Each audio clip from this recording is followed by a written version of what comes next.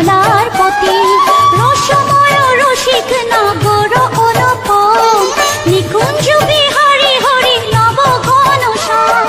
শালগ্রাম দামোদর শ্রীপতি শ্রীধর, তারক ব্রহ্ম সনাতন পরম ঈশ্বর, কল্পতরু কমল লোচন ঋষিকেশ, পতিত পাবন গুরু জ্ঞান উপদেশ, চিন্তামণি চতুর্ভুজ দেব চক্রপাণি,